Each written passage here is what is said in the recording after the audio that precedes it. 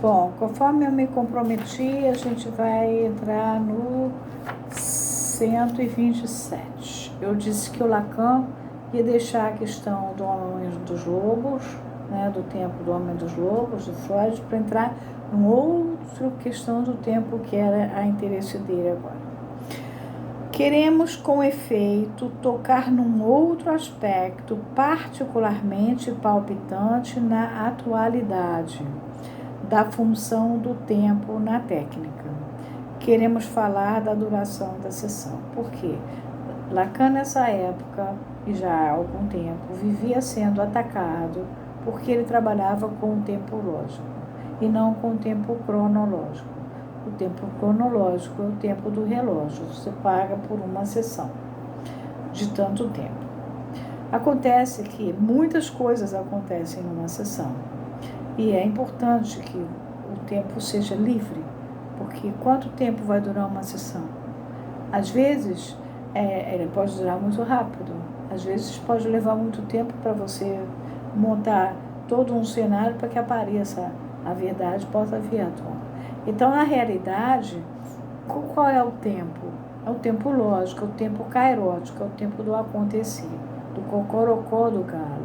E não o do Cronos, que era aquele Deus que matava os filhos, é o tempo das horas, é o tempo presente, é o tempo que tinha no Hades, é o tempo que nada, não muda nada, é isso que é o tempo do relógio.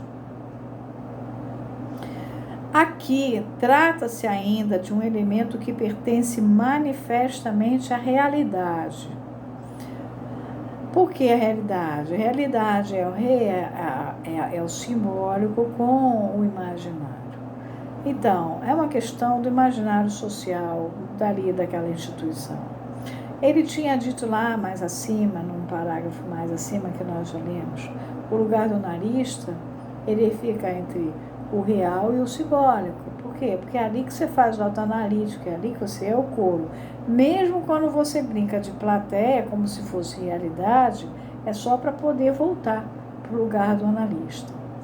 E aí ele vai falar isso, pertence manifestamente à realidade, já que representa nosso tempo de trabalho e, por esse ângulo, enquadra-se numa regulamentação profissional que pode ser considerada vigente.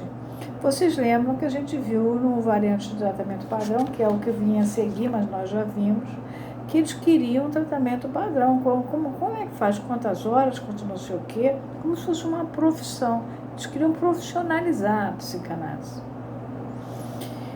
Regulamentar, ignorando que o inconsciente é de cada um, que o tempo é de cada um e que o inconsciente, por sua vez, é atemporal. Suas incidências subjetivas, porém, não são menos importantes. Antes de mais nada, para o analista, o caráter tabu é o que é proibido de ser tocado, com que ele tem sido apresentado em debates recentes, é prova suficiente de que a subjetividade do grupo está muito pouco liberada a seu respeito. Ou seja, o grupo não pode se manifestar, tem que ficar, é um tabu falar disso. E o caráter escrupuloso, para não dizer obsessivo, aquela coisa cuidadosa, discurso, que assume para alguns, se não para a maioria, a observação de um padrão cujas variações históricas e geográficas não parecem inquietar ninguém, porque, por exemplo, na Alemanha era 1 hora, na Inglaterra, como tinha o chá, era 50 minutos, que dava uma paradinha para tomar chá. Quando Freud foi para a Inglaterra, estava muito velhinho, era meia hora, então o problema continuava no relógio. Aliás, é realmente o sinal da existência de um problema que se está tão menos disposto a abordar, quanto mais se sente a ele, quanto mais se sente que ele levaria muito longe no questionamento da função do analista, porque o analista, vocês lembram que no variante de tratamento padrão, que é o que vem a seguir, mas não em termos temporais, ele chama de questão morcego, né? Na verdade, o que é a posição de fato do analista? O analista é um dejeto, o analista fica lá, o analista ao mesmo tempo tem que ter uma escuta, ele tem que se encarregar daquilo, ele tem um compromisso iniciático de fazer aquela coisa andar, de fazer aquele sujeito do inconsciente falar, né? Então, mas se você começar a questionar essa liberdade de poder trabalhar com o tempo, você tem que assumir que é analista, né? Que você vai, não é um relógio quem vai te proteger, é uma circunstância de uma sessão que é completamente diferente da outra. Para o sujeito em análise, por outro lado, não se pode desconhecer a sua importância. O inconsciente, que eu já disse a vocês, é atemporal, profere-se num tom tão mais entendido, quanto menos se é capaz de justificar o que se quer dizer. O inconsciente demanda tempo para se revelar. Por isso é que eu tive que ver o caso do Homem dos Lobos.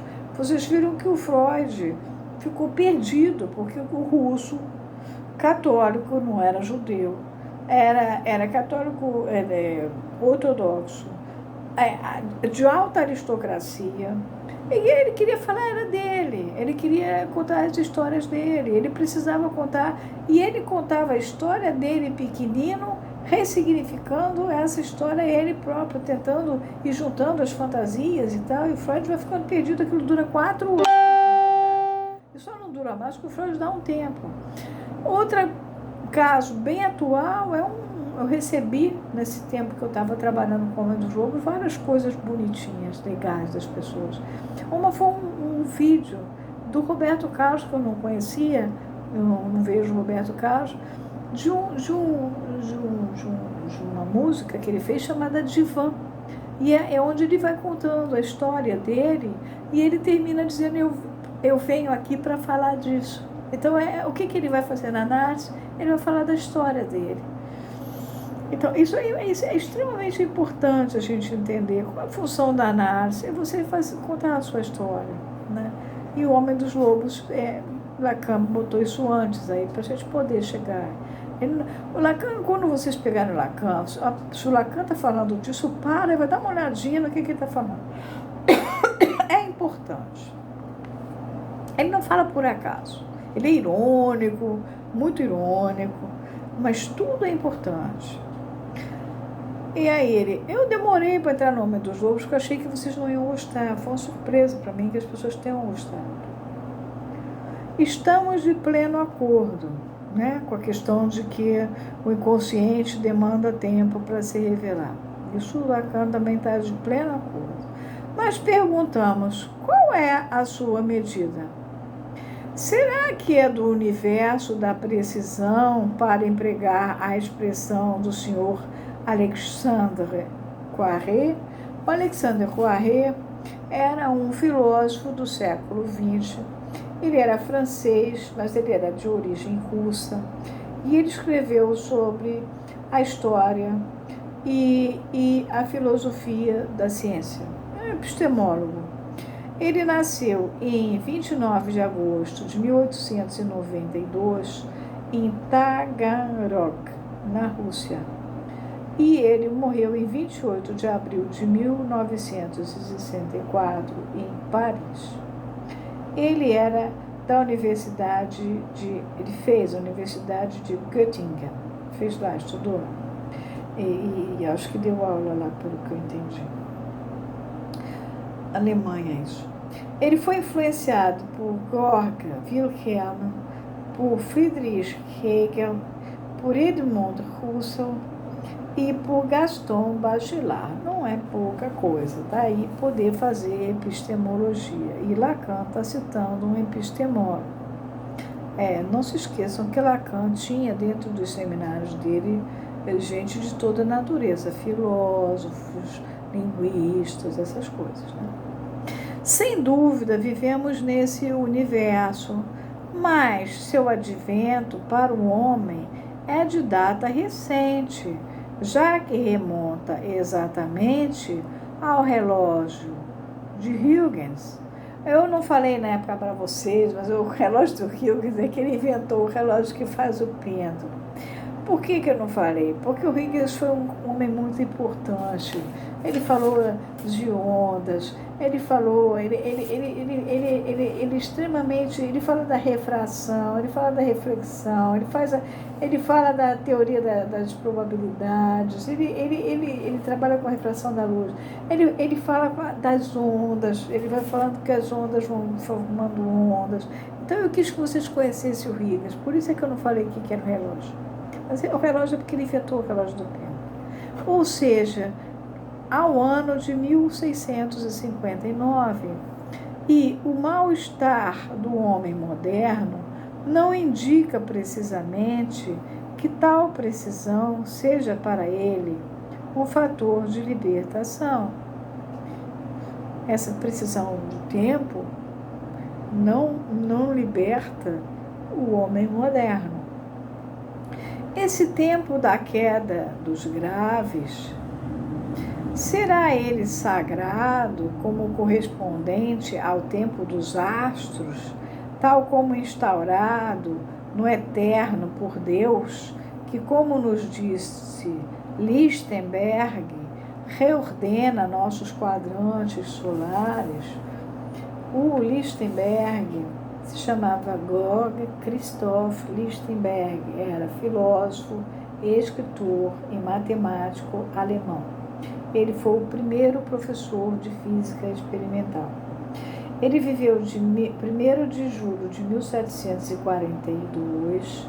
Ele nasceu na Alemanha, numa cidade chamada Ober-Ramstadt, e morreu em 24 de fevereiro de 1799 em Göttingen, na Alemanha. E ele era também da Universidade de Göttingen, como o Poiré. Quem sabe tenhamos ideia melhor disso ao comparar o tempo da criação de um objeto simbólico com o momento de desatenção em que o deixamos cair. Porque a gente está trabalhando com objetos simbólicos, com a fala. Nós somos seres da linguagem. Nós trabalhamos por conta desses seres da linguagem. Que história é essa de marcar tempo? Como quer que seja, se o trabalho de nossa função durante esse tempo continua problemático, cremos ter posto em evidência suficiente a função do trabalho no que o paciente nele realiza. Esse tempo que é lógico, a importância é o que o paciente, o sujeito, o paciente aí no caso, que nem tão paciente ele é bastante impaciente até às vezes, mas enfim, ele é o sujeito que vem ao consultório, é o analisante, e ele realiza, ele precisa de um trabalho. Qual é o trabalho dele? É fazer nascer, surgir de dentro dele o je, né? Aquele que a gente já viu lá no estágio do espelho que nasce lá, né? Mas a realidade desse tempo, seja ela qual for, assume a partir daí um valor local, o de um recebimento do produto desse trabalho. A questão está no dinheiro. Então, mas você ficou só 20 minutos e eu paguei X, Zequinha fica 50 minutos e paga X também, isso não é justo. E os analistas argumentavam também isso, mas como que você vai cobrar? Acontece que quem foi cliente do Lacan, como Jangui, por exemplo, ele fala no livro, Lacan era capaz de fazer entrevistas de 1h30, e aí ele cobrava quanto? Ele nem cobrava a primeira consulta, a primeira entrevista. Então, quer dizer, é um uso que o Lacan está começando a denunciar aqui. A gente vai parar aqui. Esse parágrafo é 127, 128, 129, 130, 131, 132, eu acho, tá? E nesse caso a gente vai para o 133, pelo que eu estou entendendo.